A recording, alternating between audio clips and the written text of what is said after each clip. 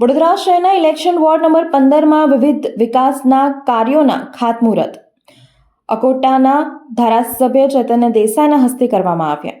આજ રોજ વડોદરાના પરશુરામ નગર રોડનું ખાતમુહૂર્ત કરવામાં આવ્યું, જેમાં અલગ અલગ વિસ્તારમાં અંબે માતા વાળો રોડનું ખાતમુહૂર્ત કરવામાં આવ્યું।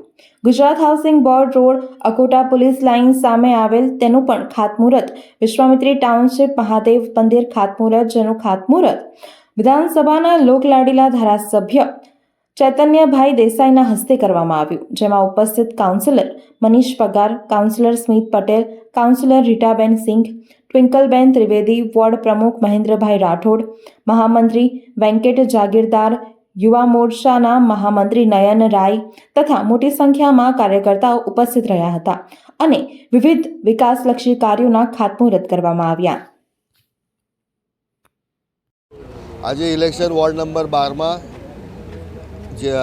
જેતલપુર અંડરબ્રિજથી લઈને પરશુરામનગર સુધીનો રસ્તો લીધો છે। સાથે પરશુરામનગરના પેટ્રોલવાળાની ચાલથી લઈને દર્શનમ સુધીનો રસ્તો એક વચ્ચેનો છે એ લીધો છે, અને સાથે હાઉસિંગ બોર્ડનો એક હનુમાન મંદિરનો એક રસ્તો લીધો છે। આ બધા જ રસ્તા ટૂંક સમયમાં તૈયાર થઈને વ્યવસ્થિત થઈ જશે। જે રસ્તા પર ખાડા ટેકરા છે, અમુક રસ્તાઓ પર ઝાપ છે, એને પણ સુધારીને લેવલમાં લેવામાં આવશે રસ્તા।